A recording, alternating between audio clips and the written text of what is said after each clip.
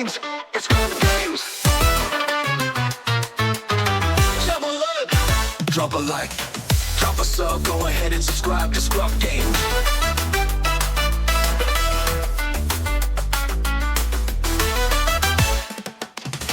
Drop a like, drop a sub, go ahead and subscribe to ScrubGames. How's it going, Scrub Gamers? Welcome back to a video here at ScrubGames, and today we have the next installment of my Understanding How to Build series, where we go over all the leaders in a given set to help you understand how to build them to suit you and your playstyle. So we are starting off this week with the aggression leaders, and that means we're starting off here with Captain Phasma. So if you're interested in playing Captain Phasma or know how to build it, then feel free to stay tuned. And also don't forget, you can like, comment and subscribe and keep updated with my videos as and when they drop. And also by clicking that notification bell, you can also get alerts when my videos do drop, so you can watch them there and then, or at a later time that suits you best. So that is all that out of the way, so let's go ahead and help you understand how to build Captain Phasma.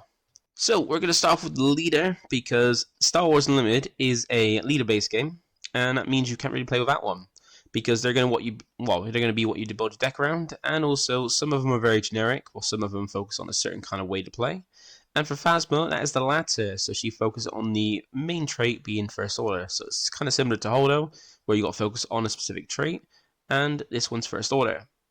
So for Captain Phasma, she comes down as a 5 resource deploy, so it means as early as turn 4 you can deploy her and make her come down in the ground arena as a 4/6. Now this is not too early, but early enough, which is pretty nice, and also comes down with pretty solid stats, because that 4 health is a good amount of damage to do, and also 6 health is really nice because it means you're out the way of takedown, which is something that, if you're 5 or less life, could have been taken out straight away with takedown, which is not great. She also has the aggression traits as well. Well, not traits, they are the aggression aspect, and also Villainy as well, so you get those with this leader. And like I said, her effect is all about the First Order trait.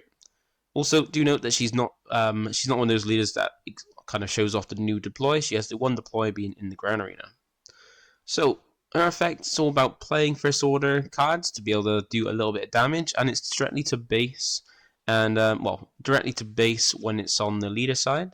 But when she deploys, it's then to a unit, and then if you do damage to a unit, then you get base. You get double up on the damage there. So when she's in leader area, essentially your action is to tap her. So you need to use an action, and it needs to tap her for the cost. And then if you played a First Order card this phase, you get to do 1 damage to a base. So it's kind of like Sabine, but the upside is you don't do damage to yourself, to your own base. You just do damage to your opponent's base. But the downside is you've got to do something to trigger that, whereas Sabine can just trigger it. So Sabine can just trigger effect anytime and do damage to both bases, whereas Captain Phasma has to play a First Order card in order to do damage, but only does it to your opponent's base, or to a base, which most likely is going to be your opponent's base. And she incorporates the First Order trait herself, and is also a trooper, so you get the benefit of both those traits, which are pretty nice. And then when she deploys, her effect is now in an attack kind of an effect. So now it's on attack. If you played another First Order card this phase, you may deal 1 damage to a unit, and if you do, deal 1 damage to a base. So pretty nice there. Same kind of thing as Sabine, where she's swinging and do damage to bases, but then she's also doing an extra bit of damage to a unit as well. So it's kind of like a dark side version of Sabine, but deploys a little bit later and is more focused on the First Order trait, which hopefully we'll get a few more, because what we've had quite a few. We haven't had enough, really, just like with Holdo, because it's normally when you're focused on traits, you need to have a lot of those cards with those traits, and First Order, it hasn't been the most flourishing one in the game so far. But that is basically a leader, so pretty much damage to base, like very aggressive there, and unlike Sabine, it does damage to your opponent's base, and also can do more damage. And even on the deploy, you can get 2 damage to your opponent's base by playing a First Order card. And now you can tap the leader in the leader area to do a damage, and then deploy and swing to do another damage, which is cool. And do note that when you are deployed, you have to do a damage to a unit if you want to do damage to a base. So if there's no other unit, you can do because it's made of damage, so you don't have to do a damage. But if you want to get damage to base, you have to do a damage. So at the very least, you can do damage to yourself if you need to get that extra damage, because then you can swing 5 to base. So you can actually do 7 damage to a base on the deploy turn, which is pretty cool. So also do remember that leaders, since set 2, I always have a showcase as well. And this is Phasma's showcase, being probably one of my favorites from the set, really cool. Like Phasma doesn't really get much spotlight in the movies. Like she didn't really do too much, but in the game she does look pretty cool. Like her normal art is pretty nice, a bit blurry but pretty nice, and her showcase art is pretty cool as well. Also the nice little trait of nice tail of Chrome as well, which is pretty cool. Now the only thing is that remember showcases are just alternative art, so you can have a more shiny leader to play with. But since they're arts, well, since they're alternative arts, art is subjective. So if you like it, fair enough. Get the leader, try it, play it, enjoy it. If you don't like it, then that's fair enough. Just you don't have to worry about grabbing it. Because remember, the only thing with art is that it's only your like kind of opinion that matters for it, because you're only going to be the one playing it. So you don't have to worry about if you don't like it, don't play it. If you don't like it, then try and get a hold of it. Now, with the series, I like to make sure it caters to all levels, so we're going to go over a bit of basic information next. So if you feel like if you're brand new to the game and feel like you need a bit more information, then keep tuned and check out the next bit. But if you feel like you're more of a veteran in the game, you don't need some basic information because you already know how to play this game, how everything works, and everything like that, and all are sorted, and you just want to find out a bit more about this leader specifically to kind of see what options you have available, then feel free to check the description down below. Check out the timestamps, which you can check to different parts of the video, and skip to the part you want to go to, because that way they'll note it for ease of reference, and that way you can get to the information you're looking for a lot quicker. So now let's get into basic information for all you brand new players. Start off with the bases. So we're going to start off with the bases, and there are two types of bases in this game. Remember, just like a leader, a base is a essential bit of kit you need for this game, because it's the only way to determine who wins or loses the game. Because the only way to win a game in Star Wars Limited is to do damage to a base equal to the health on the base. So either by your opponent doing enough damage to your base equal to yourself, loses you the game, and vice versa, wins you the game doing it to your opponents. And there are two types of bases. There are rare bases, which are varying healths, that are also equipped with an effect. It could be more beneficial if it's lower health, or more negative if it's more health than normal. And you've got common bases, which are 30 health bases, which don't have effects. So we're going to check out what's kind of available for both these bases, so you can see which one will be preferred for you. So for the rare bases, we currently, as I said before, have 12 rare bases. We got one set each set, apart from set 2, where we kind of skip the rare bases. So we've got the set 1 ones being the top ones, which are all 25 health bases, and all come equipped with an epic action to make up for that lack of 5 health. And these epic actions are just like deploys, where they require you to take an action to use them, and are available once across the game. So once you use them, they are gone. And they vary in usability and how great they are, whereas Engine Conversion Lab, or the green one nicknamed as ECL, was the best one in the first 2 sets of the game, being the most used and strongest base. And since set 3 onwards, we've had Tarkin Town take over that reigns, being the better base and the most used base because of basically what it downsy do and how the game evolved. Then, like I said, with set 2 we didn't get any rare bases, so we kind of skipped that. But then set 3 we did get some more rare bases, which I haven't showed here, just because of space and because they're not actually that great for constructive play. Because they are bases built more for Twin Suns. Because in that format you get 2 leaders, where in normal format you get 1 leader, and they're all about when your leader deploys or while your leader's on the board, like giving boosts to the leader to stats like either health or power, and then when they deploy, getting an effect trigger. And since Twin Suns have 2 leaders, you can get double the benefit of it, whereas in normal formats you can get just 1 use of it, and their effects aren't great for just that 1 use unless you got a very, very niche way to play, so I haven't included them on the kind of view. But for set 4 we did get some more rare bases, and we got the first ones that have, more health than normal, because usually they have less health to kind of make useful, kind of give an effect to kind of a reason for why having less health, and have some like alternative kind of things to have for a base rather than just no effect. And they all affect either your deck building size, so your deck size for deck building, or your opening hand. So we got Colossus and Nabat Village, which both affect your opening hand. You have Colossus, which for more health, at 5 more health at 35, you open with 1 less card in your hand. Now that's supposed to be a deterrent, but it isn't actually that bad. But you might feel like 1 less card in hand gives you less options, but that's for you to decide really. If the one less card in hand is worth the 5 extra health. And Nabat Village, this gives you more cards in your opening hand at 9 cards in your opening hand, but you can't mulligan. And you don't get to keep those 9 cards, it just allows you to make sure for your opening hand, you get to make sure you've got a turn 1 play and you've better set up to play the game rather than like have less opportunities with bricking, making sure you've always got something to play for the first few turns of the game. And if you're a combo deck, making sure you got those combo pieces as early as possible so you can pull off that combo. And the reason why I say you don't get to keep the 9 cards because you start with 9 and have no mulligan, but when the first action phase starts, you need to put 3 cards from your hand on the bottom of your deck in the order of your choice. So you don't get to keep those extra 3 cards, but it does allow you to make sure you've got a better opening play because you see more cards in one instance rather than over 2 mulligans. And then we've got the ever 2 bases, and these are all about the deck size. So they increase or decrease your deck size depending on the amount of health you have. Because remember, beneficial if you've got lower health, and a negative if you've got more health. So Data Vault has more health at 33, so it's going to increase your minimum deck size, and it does this by 10.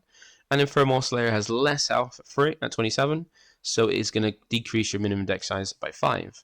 So you get a decrease and increase, and Data Vault is increasing your deck from now, instead of 50, you're now at 60 minimum, but there are still decks and people have played games or built decks with more than 50 cards anyway, so maybe that might not be too bad to have that extra free health. And then from Oscillator kind of makes it so you don't have to worry about filling your deck at 50, because now your minimum deck size is 45 instead of 50. So 5 less cards in deck, and now you get to basically build a deck without worrying about filling it up to the very top. If you are kind of getting close to getting to 45, and then you don't know what else to put in after, you've got that sorted then. So those are rare bases, and if you feel like any of those rare bases are not helpful, you can always go for a common base. And they're also normally referred to as vanilla bases because they have no effect. And essentially with the vanilla bases, they're all 30 health, and the only differences are the aspect, the art, the name and location. And as I set forward, there's no really need for, or no effect that benefits you for having a name or location on your base. So essentially with these bases, you pick the aspect you want for a base, then you pick your favorite art in that base or in that aspect, and then play that base. And here are probably my favorite arts at the moment. Like you got the top ones being the new Hyperspace foil versions of older bases that come in the new Twin Suns deck boxes by Gamegenic. And then you've got the bottom ones being my preferred arts of each of the aspects for the bases in the new set. So that's the bases. So hopefully that's helped you understand those. Now we're going to go over the aspects and kind of get in a bit more detail about those. So in this game you have 6 aspects. You have the 4 color ones, which you can find on all bases and leaders and also on most cards. And then you have the ever 2 being the kind of special aspects, being Villainy and Heroism, which are then special in the sense that, like the other ones, they can be on their cards on their own, are on all leaders, and also can be partnered with one of the other 4 aspects when on cards, like how you on a leader, you get one of the 4 color ones, and you get one of either Villainy or Heroism. And they all have a different kind of way to play. Like for example, Villainy features the antagonist of the Star Wars universe and feature a lot of more controlling and destructive effects, whereas Heroism feature the protagonist of the Star Wars universe and have more rebellious and aggressive effects. So that's the kind of example of what the kind of differences are with the aspects, and we're going to go over the other ones, the main ones, so you can kind of see if any of them kind of suit your playstyle. So for the blue one, that's Vigilance. So this is one is very defensive in the fact that it has a lot of healing, defense for like shields and sentinels, and also removal options for like effects and events. Now, if you like a very patient and controlling playstyle, then Vigilance is the perfect one for you because it offers you the ability to just hold firm and kind of grind out wins. So if that appeals to you, Vigilance could be a one to go with. And then we got Command, and this is the ramp aspect. So in any game that has resource management, like Star Wars, you have a ramp, which means it's a way to kind of increase your resources or the resources you have to play things by generating them quicker, so you can play more things or bigger things quicker. And that is basically what Command is, because it has mostly all the ramp, and also allows you to basically generate your resources, like build them up quicker, so you can play lots of things quicker or bigger things out sooner. So if you like ramp and overpowering your opponent with a huge board presence or huge things, then Command could be a perfect one to go with Phasma for you. Then we have Aggression, and luckily this is the one that Phasma already has. So if you like Aggression from the description I'm about to give, then good thing you have Phasma because she always comes equipped with that. And Aggression, just like the name suggests, is very aggressive. So it wants to basically throw out damage, just like you've seen on Phasma's effect. It wants to throw out damage willy-nilly to kind of achieve victory as quick as possible. So if you like very aggressive and fiery playstyles, and like to quite a bit of aggro, then aggression could be a perfect one for you to go for. And that brings to the last one being Cunning. So Cunning is kind of like a jack of all trades one. It has an option for almost everything and has ways to kind of make sure you've got answers to anything your opponent might throw at you and kind of disrupt your opponent with so many options. So if you like to have an option for almost anything and kind of have answers for anything that could come your way, then Cunning is a perfect one for you to give a try to and try out. So those are the 6 aspects, and as we said, with this game you get a leader and you get a base, and as you know, you get 2 aspects on the leader and you get 1 on the base. So that gives you a combination of 3 aspects in total, and with the number of aspects you have, that gives us 4 different options. So you have these 4 different aspect combos to pick from, combining Captain Phasma with a base. So if you go for a blue base, you get red-blue as your aspects, as well as Villainy. If you go for a green base, you get red-green. And if you go for a red base, you get double red, which gives you access to the double aspect cards, which we'll see in a bit. And if you go for a yellow base, you get access to red-yellow. Now we're going to get into this soon, what the benefits of each of these aspect combos are, but first we need to go over something else that's important for the aspects, being the aspect penalty. Now in this game, when it comes to deck building, you put absolutely any card you want in your deck. You put anything you want in your deck, unless it's suspended, which currently is only the Boba Leader for set 1, so you don't have to worry too much about that. But when it comes to actually playing the cards, that's when it gets a little bit trickier, because if you want to play a card and essentially the aspects on the card don't match, that's where the aspect penalty comes in. Because anytime an aspect on the card you want to play doesn't match what's on your leader and or base, you have to pay an extra 2 on top of that card's cost to play it out. So I'll let them improve the series, so I've made sure we can kind of appeal to all different ways to kind of learn, because some people learn by watching, some people learn by listening, some people learn by doing. So I thought I'll cover at least 2 of those ways by basically explaining this and having a little representation on the screen, and then you can always go ahead and try it out for yourself to kind of get a better understanding if you learn by doing. So we've got a leader base combo here, which is Captain Phasma with a green base. It gives access to Villainy, Aggression, and Command, or black, red, and green. And this is what we're going to use for example. So if you want to play a card and all the aspects on the card match what's on your leader and or base, you don't pay any additional costs, you just pay it for its normal cost, as shown in the box 1, the top one there.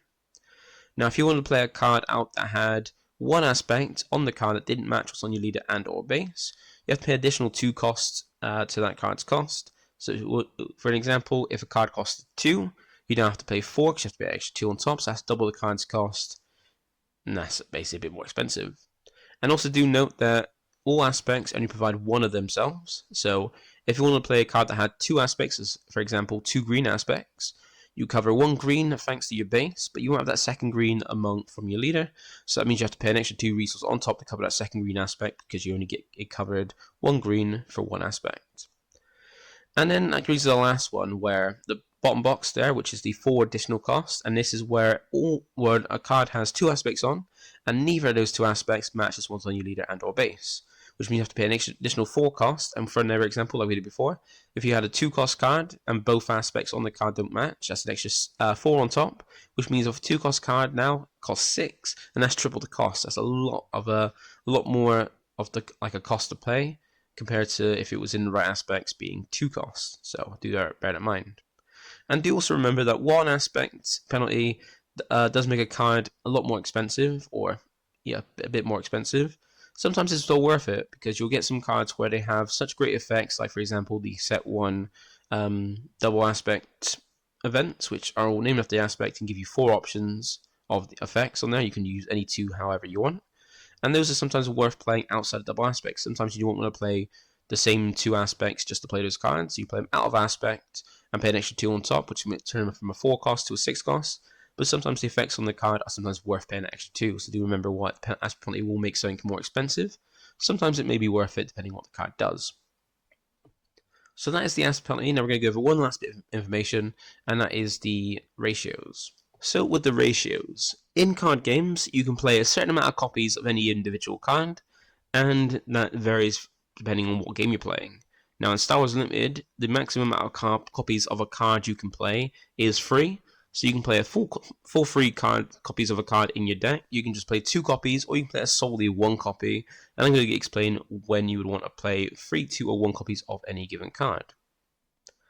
So for 3 copies of card, this is the ratio to maximize the likelihood the desired card will be in your hand when needed, and the examples that you can have are cards to play on the first turn of the game, or cards you want to see on multiple over the course of a game. Now I did try to tailor this to being all examples like specifically for that one leader, but sometimes it was difficult given like the amount of different aspect combos you can have, and there weren't always specific examples that were best for each leader. So I decided to go with the basic examples that's viable across all leaders, so that way you can get a better understanding without having to worry about like if it's relevant to a leader and stuff. So resupply is the example I have because if you're playing green, you're playing ramp. Like you're playing green for the ramp. And the easiest card, and that's available to all leaders, is resupply because it's a free cost card, so you can play it as early as turn 2. And it's available in all aspects because it's just green, so you don't have to worry about if it's heroic or villainy. You can play it in any leader playing green. And it's a simple card. You just play it and put it in play as a resource, so you then ramp up straight away. And this is something you want to have as early, well, as free copies, so you can see it as early as turn 2 when you can play it, so you can ramp up and start playing out things quicker, like more things, bigger things, or even pulling your leader out quicker. So we've got resupply there as the example for 3 copies of card. Then the next one we have is Rival's Fall, being an example for 2 copies of card, because this is usually the ratio for cards that aren't great to draw early in the game, but you still want to go through multiple copies over the course of a game. And examples are normally boss cards or high costing cards that are just not good to play early. Because Rival's Fall is a good example because there are removal cards in this event, in this game. And the thing with removal is that the lower the cost, the more restrictive, the higher the cost, the less restrictive. And Rival's Fall is nice because it defeats any unit, and yes, even leaders. Because you'll find that a lot of events in the, a lot of effects that defeat things in this game, usually they don't hit leaders. But Rival's Fall is nice that it hits any leader, any card, even leaders. And while it's 6 cost card, you don't want to be playing it early in the game because you won't be able to play it. You have to either resource it, which means you'll lose access to it, or you have to hold it in your hand, which means you've got less options in your hand. So you might want to not have full max copies, but enough that you can see at least 1 or 2 of them when you want to actually use them when it comes down to your leader deploying. Then we have restock as our examples of a one-off card or tech choice, like some people do call it, because it's usually added to usually the ratio for cards added to counter a specific situation or a specific thing that your deck can do. A restock is a good example because it's added to decks to help counter hard control. Because hard control is, like it says on the tin, wants to focus on just solely controlling the game. They won't worry about damaging you, they just want to keep in control, make sure they're always in control of the game. And since you can only win by damage to bases, they use deck out damage to kind of win. And that is where if you go to draw a card and you can't, you then take 3 damage for each card you can't draw. So if you can't draw 1 card, that's 3 damage. If you can't draw 2 cards, that's 6 damage. So they use that kind of damage to win the game when you've decked out and take damage for that. But restock is niche in that it can choose up to 4 cards in your discard pile, put them on the bottom of the deck in random order, and you can choose itself as one of those 4 copies, given how the game works. So you can restock and keep restocking your deck. So that way you never deck out, and then now hard control decks can't just win through deck out damage, they have to find a different way to kind of win the game. So hopefully that's helped to explain. So hopefully that is helped you understand with the ratios when you are 3 to 1 copies of a card. And now we're going to go and check out what the benefits are now for the different aspects for Captain Phasma. Right, so I'm going to start off with the double aspect because this is probably the better one to go through, because essentially what it means is you sacrifice a whole other aspect to have access to these 10 double aspect cards. Now back in set 1 it wasn't the greatest thing to go into, and only 1 leader was worth going double aspect, but now we've got 4 sets in.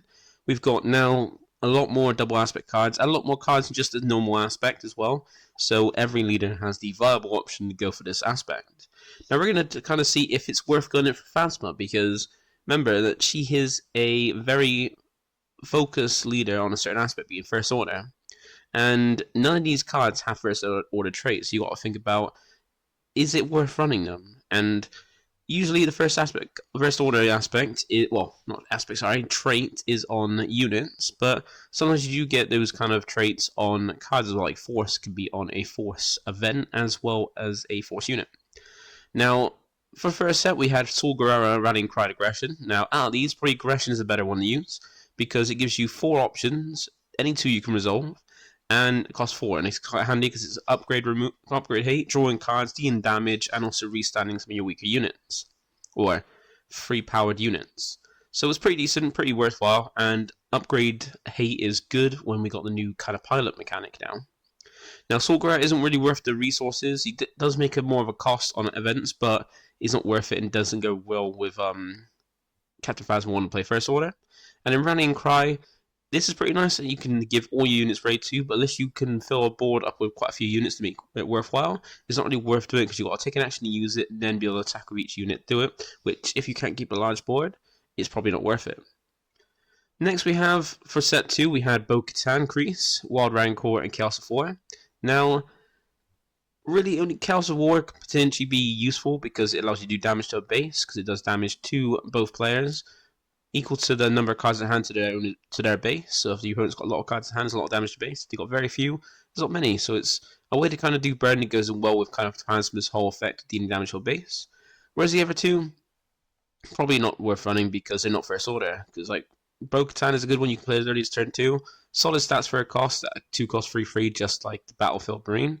And it has an effect where if any base is 15 more damage on it, then you get to draw a card. And so if both of you have 15 more damage on base, that's 2 cards drawn. But then early in the game, it's just a beat stick and doesn't really go with Phasma's effect to be able to deal with that damage. And then Wild Rancor is a high costing card, pretty decent stats, and it does 2 damage to everything on the ground arena, but that's including yours. And once again, it's not a First Order unit, so it's probably not worth running. And then for set 3, we got Mr. Bones, Twice the Pride, and Limit Power. Now, Mr. Bones is not too bad, cheap unit, good power, like it's basically a greedo for double red, but it requires you to have no cards in hand to get the effect off, which you're not going to have that often in Phasma, hopefully, and unless you're playing a lot of units just spamming your hand down, and it's not going to be like around for long enough because it's quite fragile.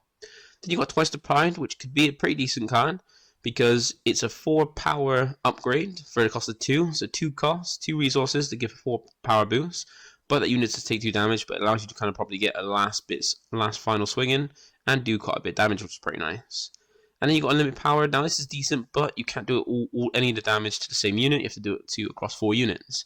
So unless your opponent's got 4 units on board, which is not good, it means you haven't been really managing their board.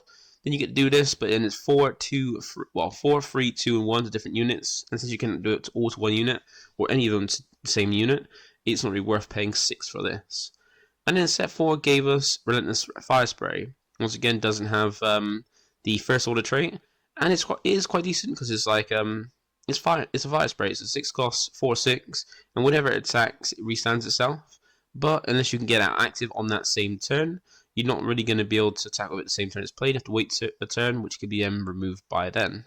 So, for double aspect, I'm not sure if it's the best route to go for Phasma. I think Aggression does have the most First Order units, but there's not many cards that you wouldn't run out of this, out of maybe some of the events like Aggression, Chaos of War, or Twice the Pride. So that is double aspect. Now let's check out what she has access to in just her aspects, being Villainy and Aggression. Right, so there are a fair few First Order cards in Phasma, and just like with Holdo, I'm trying to put in all the First Order cards so you can kind of see in each aspect what you have in terms of First Order cards, because since she relies on the First Order trait for effect, you kind of want to put as many as possible to make sure you're using that effect. And here you have some pretty nice ones. So you have some early turn 1 plays at the top row here, like First Order Stormtrooper, General Pride, General Hux, and the TIE Fighter, the Special Forces one. These are all First Order ones, so they can kind of make use of Captain Phasma's effect. So when they're played, you can do damage to base. First Order Stormtrooper and Pride also dish out more First Order, more indirect damage, but when attacking. And General Pride does it when attacking. Well, if you got the initiative and you deal damage, you get to do some. If you deal damage as well, you can knock off effects. So this does a bit of indirect damage and also potentially knocking off upgrades. General Hux is quite nice in that you can it provides all ever First Order units raid 1, so to hit him for a little bit more, and also control using cards by whenever you play a First Order card, you can tap him to draw cards. It's kind of like I can't remember the name of the card now. Pershing, that's it. It's like Pershing and drawing cards without damaging yourself, but for a specific trait. And then you got the Special Forces TIE Fighter. This is pretty nice, where if you're behind on space units, like your opponent's got more than you, this comes down and restands itself when it's played. And you also got some other good units, like you got Kai's TIE Silencer, be a nice one, especially against hand control. And you got Von Riggs tying this up to it as well, being a very good static card for your turn 2 play, and as well being a first order card. Then the other first order card you have is Color M, which could be pretty decent. You could even play green with it to go ahead and be able to ECL it in, which is pretty nice, and it just provides a boost whenever it attacks to a unit. And if it's not dark, which not going to be many cards maybe you played, then you get to give it a experience token as well, which could be pretty handy. And then you got Darth Vader, is a pretty nice one, being even though it's not first order, it's still a pretty good pilot you could put on a unit. And then you can have some shenanigans with eject just to get out to be a 7/7 in the ground arena as early as turn 3, which is pretty cool. And in the non-villainy side, you've got some pretty decent ones here. Like you got Determined Recruit being a pretty nice pilot. You got Saving Fangfire being some more upgrade hate. You got Captain Phasma, which if you go for a kind of vehicle focus route, then you've got him to boost him up and give him overwhelm. And you got Cham Sandula to give you some ramp if you're behind on resources. And even if you're not playing green, you can still use this because Phasma has the aggression. Then for events, you have some pretty nice ones. Like you have System Shock being pretty nice for that more upgrade hate, which is cool. And even dealing some damage, going with aggression's kind of like theme. You have some like kind of events that allow you to damage, like Daring Raid and Fire, deal a certain amount of damage to the cost. Like Daring Raid, 2 damage for 1. Open Fire, 4 damage for 3. And then Planetary Bombardment, able to force your opponent to take 8 indirect damage, but if you've got a capital ship, make it 12 indirect damage, which is pretty nice. So that's kind of some of the things you always have access to thanks to Phasma, having the aggression aspect. Now, so let's see if with a base in the mix, what you get with these other aspects. So, first of all, we got Vigilance, and remember this one is the very defensive kind of aspect, so it offers you a nice way to kind of play the long game, even play control if you want to. And you got some pretty nice units. Like, there aren't really any, from what I saw, there aren't any first order units in Vigilance, so you don't get access to those. But again, you have those in red if you want to, so you've got the red side, Phasma's own side to be able to provide you those. And then you have the blue side to help you kind of have some control with it. So you got some pretty nice turn 1 plays, either arena, being Pershing, well, not Pershing, but Krennic and Inferno 4. And Krennic's quite nice because it comes shielded, like we've had with Crafty Smuggler. Provides an extra benefit of if you play a when defeated unit with when defeated, you get to pay it for 1 less for the turn if it's the first one you play. And Inferno 4 is a solid unit for turn 1, has a when defeated and when played effect to kind of rearrange top 2 cards of your deck. And then we've got some pretty nice ones as well. Then going to Iden Verso and Long Pipe, both offering different skills. They're both 4 costs with solid stats, and even Iden coming in shielded. And they can both be played in different ways, like Iden as a pilot to go on an upgrade on a vehicle, or Long Pipe being smuggled out for a little bit more, but then for the resources.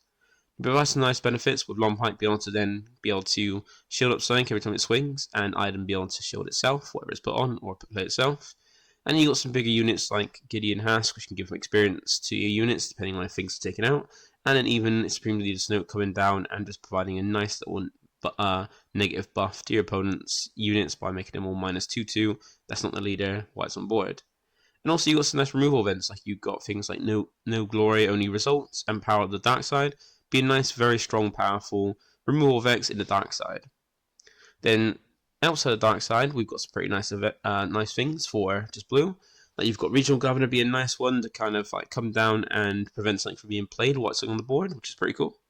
And you got some pretty nice other things, like you got Astromech Pilot being a nice little upgrade you can put on a vehicle, which then heals it. And some nice vehicles like Survivor's Gauntlet being a mess around with upgrades, and even Landing Shuttle, which when defeated, as you draw a card.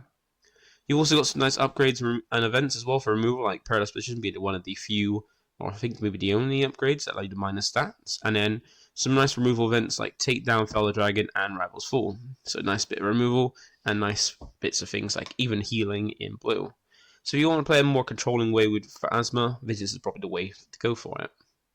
Next we have Command, and this is the one that has a few more first order cards. Like you've got the first 3 cards here, being First Order TIE Fighter, and Kimchi Patrollers, and Captain Phasma herself being the first order cards you can get Command.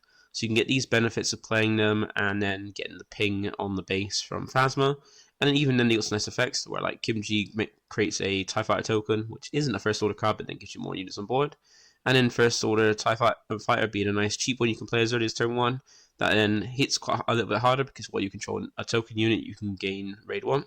And then Phasma herself is pretty nice when going with Phasma as well, because when she is played or when she attacks, you can give another first order unit plus 2/2 to the stats for the turn. And if you play this with Energy Conversion Lab, you can get both those effects on the turn she's played by ambushing her. So you can get the when played and on attack to give something else an extra 4/4 to the stats, which is pretty huge, especially if you drop her on the turn that you can deploy your leader, because you can deploy your leader, drop this Captain Phasma and attack it, something hopefully take it out, and then have a first order card you've played this turn, so that way Phasma can then swing and ping damage to a unit and then also a base, and then also as well give your leader an extra 4/4 boost to their stats for the turn and hit some heavy damage. And then also you got some good stuff as well to help, because remember ramp and also just good events. Like you got Super Laser Technician being a very good ramp card for Villainy side of Green. You got both Vader and Maul for very good powerful units on the ground as well. And then you got Overwhelming Barrage and Palpatine's Return for some pretty nice units, because you got Overwhelming Barrage being one of the best events, probably the best event in the game at the moment. And then Palpatine's Return being a nice little revival to bring back things as you've lost throughout the game. And then there is some non-dark side stuff as well. So we've got the normal command stuff. You got some pretty nice cheaper units like Yularen, which can then give you some healing. You also got Cobb Vamp for Huyang, being pretty nice ones, being a come down Cobb Vamp for keeping something on board by keeping something on the board with his when defeated effect. You got Huyang, you want to boost up something that can't be then dealt with unless you deal with Huyang, because then it means rather than deal with that unit, you need to deal with Huyang, and then if Huyang's gone, the unit's still there. And then you got Resupply Carrier and Reinforcement Walker as pretty nice vehicles. Resupply Carrier being an extra ramp, and Reinforcement Walker being a nice big one that could either heal you up or even just gain you more cards. And alongside those, you got some pretty nice events. So you got Timely Invention to be able to play things with ambush. You can get attacks in straight away, pretty nice there, and even be able to smuggle it in. You got Resupply your ramp, and then you got Eject, which, like I said, with Vader, can offer you some kind of nice shenanigans, like sort of combos where you can play a vehicle turn 1. Pilot on the new Darth Vader onto that vehicle so it hits a little bit harder. Then the next turn, be able to attack with it and then eject it off, so that way it's detached from the unit, you draw a card, and then Vader's now in your ground arena as a 6 cost 7/7 on 4 resources, which is pretty strong for a turn-free play. So that's command, and this is a pretty nice way of playing. Offers a little bit more of the first order cards. If you feel like you want to play ramp or even have a few more first order cards to go with, make use of Phasma effect, then I recommend going for this one. Next we've got Cunning, and that's for the last aspect you can potentially put with Phasma on a base. And once again, just like with blue, this doesn't offer any other first order cards. Like you don't get any first order cards in yellow or blue. It seems to be only red and green, so that might be the best way to play. But sometimes you might want to worry, because there's enough first order units probably in red that you don't have to worry about adding any more from a different aspect. But you might want that aspect to provide you some pretty nice stuff. Like you got Bazine as a good turn 1 play, and then Cartel Chaser is a good cheap vehicle. You got turn 2 plays with some pretty nice vehicles in like 7 Fleet Defender being a shielded one, and Looking TIE Fighter being a kind of one that's hard to deal with, maybe a little bit easier now, but still a kind of hard one to deal with if you're not prepared for it. And then some bigger units like Bosk and Cad Bane offer some nice abilities, like Bosk being able to ambush and then do some damage every time you play at an event. And then Cad Bane being able to capture some things and maybe give them back if your opponent wants to, but allowing you to draw cards if they do. Then you got nice events as well, so if you've got No Good to Be Dead, be a nice way to lock down leaders, and a good way to kind of basically just push them back and hold them off until you're ready to deal with them. And then Triple Dark Raid if you want to go for a vehicle focused way, which is a pretty good aspect combo to go for, being Cunning Aggression. Then in the non-dark side, you've got some pretty nice stuff. You've got Crafty Smuggler and Landspeeder being nice ones for the ground and turn 1 plays. Crafty Smuggler coming as shield, while Landspeeder gets to attack in that same turn, being ambush. And you've got some nice bigger ones like Genesis Patrol Fighter and Syndicate Lackeys being other useful units. Play on different turns, like Genesis Control Fighter can be played for earlier, effects to exploit, and then bounce things back, while Syndicate Lackeys offers you the same thing as Boss, just in reverse. So rather than being a 4/5, it's a 5/4, so it's a little bit harder when ambushing. You also have some very nice events, like Cunning provides you a lot of good events. So you've got a Masking Conspiracy, which goes well with Kylo Ren's TIE Fighter, for a way to kind of look at your opponent's hand, rip whatever you want out, and still play a unit. So you can do that on turn 2. And then you've got some nice ways to play out units to deal more damage, by like Surprise Strike, being able to attack and have more power on that attack. And then, or even Sneak Attack, be able to play out a unit in ready so it can attack straight away, but it dies at the end of the turn. And even then Disruption for things like Waylay as well.